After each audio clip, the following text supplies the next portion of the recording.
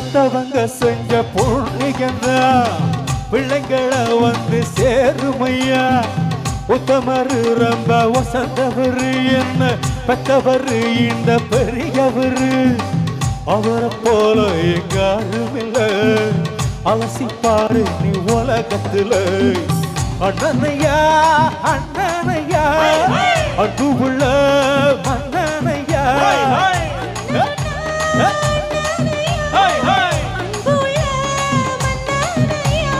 ஊரெல்லாம் கொண்டாடு உன் பேரையா.